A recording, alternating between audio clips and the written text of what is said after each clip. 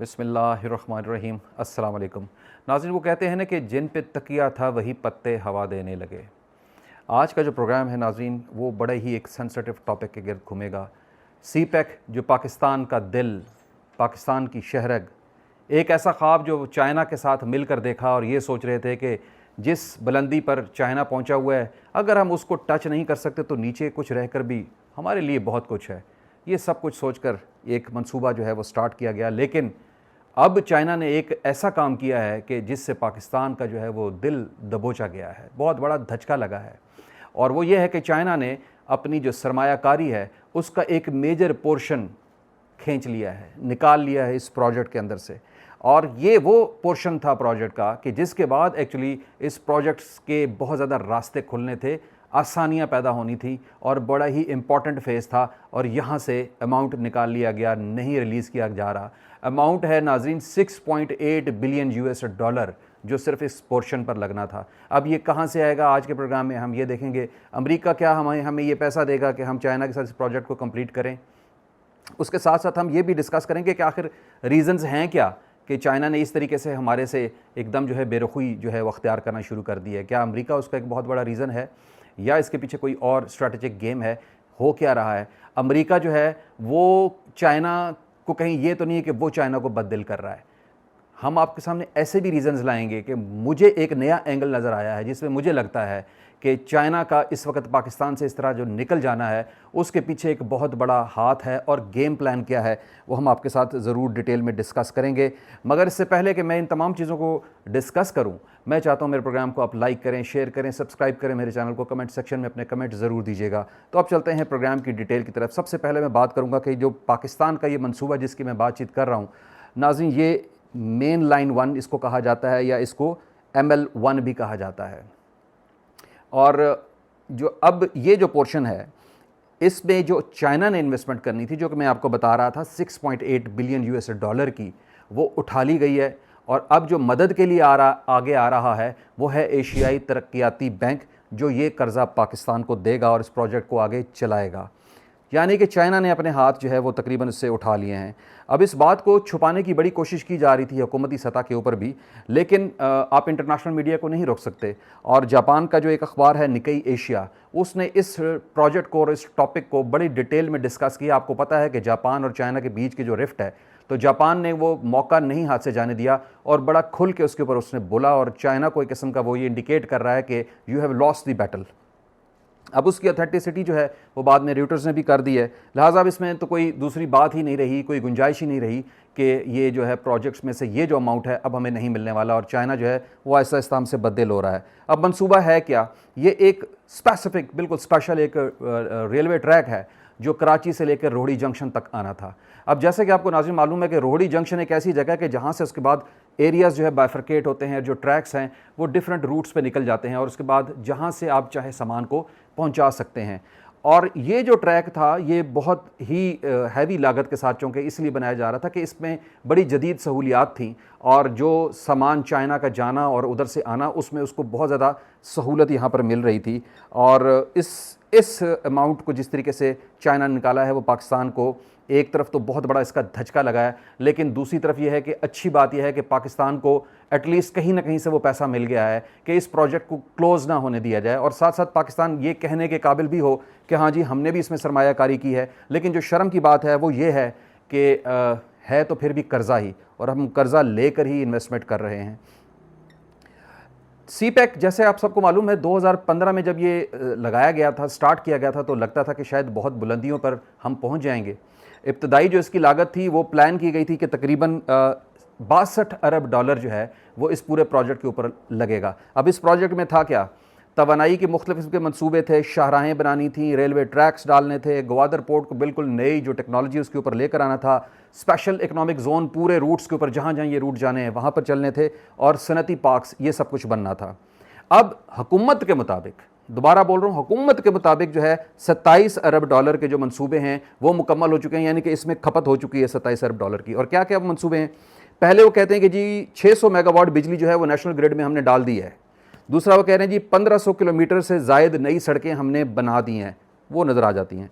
तीसरी चीज़ उन्होंने कही है कि 880 किलोमीटर तवील जो ट्रांसमिशन लाइन है वो भी हमने बिछा दी है। हुकूमत ने ये तमाम दावे कर दिए हैं। वज़ीर-ए-आज़म शहबाज शरीफ ने बड़ी खुशी से इस बात का इजहार किया था कि सी पैक का जो मंसूबा है वो दूसरे मरहले में दाखिल हो चुका है।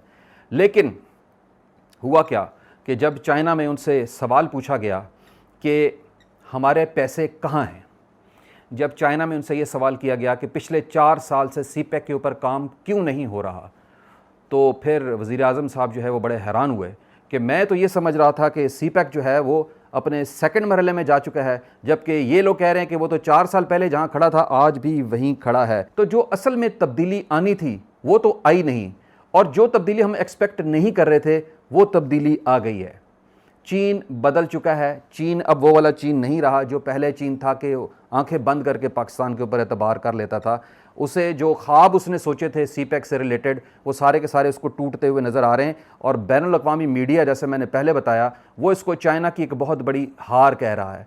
वो चाइना को इंडिकेट कर रहा है कि आप तो इतने बड़े विजनरी लोग हैं और इतनी स्ट्रैटेजिक प्लानिंग वाले लोग हैं, और आप लोगों ने इतनी बड़ी एक सरमायाकारी करके एक इतना बड़ा प्रोजेक्ट जो है वो खोड़े लाइन लगा दिया। तो वो चाइना को इस वक्त बड़ा क्रिटिसाइज़ करें, और जो बीजिंग है वो इस वक्त जो है काफ़ी रुसवाई का उसके लिए पूरा जो है जो सी पैक है वो रुसवाई का सबब बना हुआ है। अब बात ये करते हैं कि आखिर चाइना ने हाथ खींचे क्यों हैं। सबसे पहला जो रीज़न है वो सिक्योरिटी है। BLA ने पाकिस्तान के किसी भी हिस्से, किसी भी कोने में जहाँ चाइनीज़ काम कर रहे हैं उनके ऊपर हमेशा अटैक्स किए हैं, उनके मंसूबों पे अटैक किए हैं। गवादर पोर्ट पे अटैक हुआ है, चाइनीज़ को जिस तरह गिलगित बल्तिस्तान में हिट किया गया, उसके अलावा पूरे बलोचिस्तान में जहाँ जहाँ पे कहीं वो नज़र आए BLA उनको हमेशा हिट करता रहा। और यही वजह है कि चाइनीज़ प्रेसिडेंट तक ने कह दिया कि हमारे जो इंजीनियर और हमारे जो वर्कर्स हैं इनकी सिक्योरिटी को पाकिस्तान को इंश्योर करना चाहिए, और दे आर नॉट सिक्योर्ड। अब ये वो कौम है नाज़रीन के जिनके यहाँ अगर कुत्ता मर जाए तो वो उसके ऊपर भी सोग मनाते हैं, और अगर ये पता लग जाए कि ये कुत्ता किसकी वजह से मरा है तो उसको तोड़ पहुँचा के आते हैं। तो अब आप सोचें कि उनके जब लोगों के ऊपर अटैक्स होंगे, जब उनके लोगों को इस तरह ज़द-ओ-कोब किया जाएगा, तो फिर कैसे कोई काम आगे चला सकता है। दूसरी बात यह है कि जो आए रोज़ हुकूमतों की तब्दीली है वो भी एक बहुत बड़ा एक इशू है। एक हुकूमत आके प्रोजेक्ट साइन करती है, दूसरी हुकूमत आके जो है वो जो पैसा बड़ा होता है उसको खाने लग जाती है, तीसरी हुकूमत आके उसकी सफाइयाँ पेश करना शुरू कर देती है, हॉल्ट में चला जाता है प्रोजेक्ट। तो ये भी उसको चाइना को नज़र आ रहा है कि सिचुएशन जो है ना पाकिस्तान में कितनी फ्रीक्वेंटली जो है बदलती है। सरमायाकारी का गलत इस्तेमाल का तो आपको सामने ही है। पाकिस्तान में सरमायाकारी कोई करने के लिए तैयार होता ही इसीलिए नहीं है, उनको पता होता है कि हमारा पैसा एग्जैक्टली उस जगह पे लगेगा नहीं। तभी तो वो सवाल किया गया वज़ीर आज़म से कि हमारा पैसा है कहाँ जो हमने आपको दिया है, और उसका कोई जवाब था नहीं।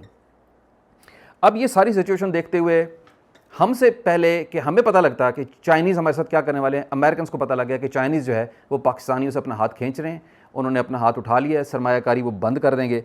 लिहाजा चाइना ने पाकिस्तान को वो कुंडी फेंक दी, और पाकिस्तान जो है वो बहुत अरसे से इस इंतज़ार में था कि कब दोबारा ऐसा मौका मिले कि हम अमेरिका की बाहों में झूल सकें, और वो मौका आ गया। और चाइना जैसे ही अमेरिका ने वो कुंडी फेंकी है, पाकिस्तान ने जाकर फ़ौरन उसको जफा मारा है, और पाकिस्तान जो है वो उसके साथ चलने के लिए तैयार हो गया। अंधा क्या मांगे दो आंखें।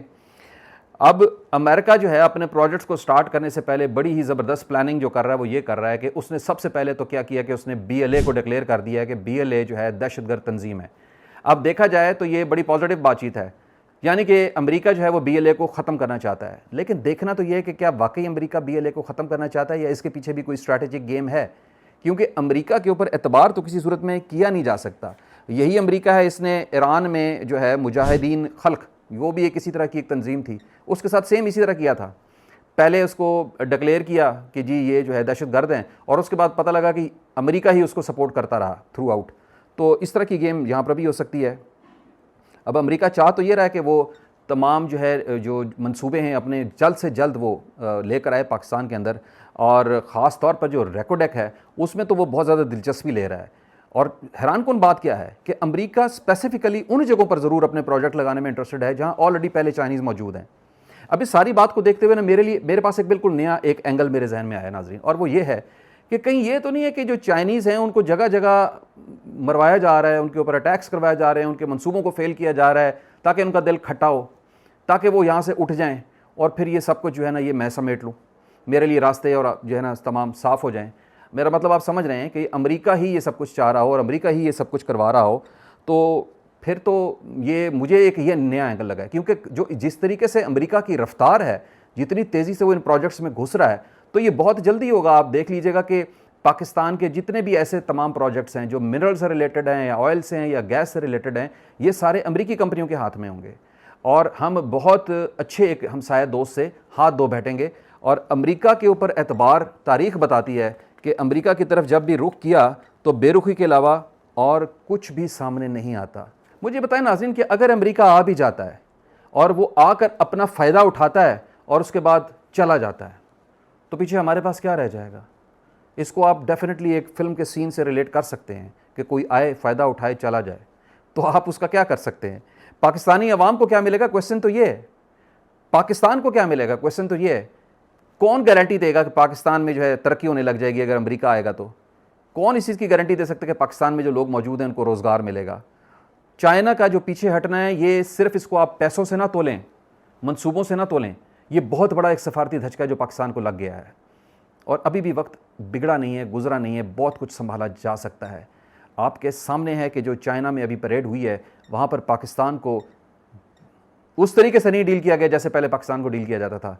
सेकंड रो के एक कॉर्नर में अगर आपको बिठाया जाए तो मेरा नहीं ख्याल कि हमारा वो स्टेटस है। अज़रबैजान और आर्मीनिया वो आगे हैं और हम पीछे अगर हैं, तो फिर मेरा नहीं ख्याल कि कबूतर की तरह आंखें बंद करनी चाहिए कि जी हमें बिल्ली नहीं देख रही, बिल्ली देख रही है। सवाल मेरा आज के प्रोग्राम में यही है कि क्या अमेरिका को हासिल करना और चाइना को खोना हमारे लिए बेहतर है?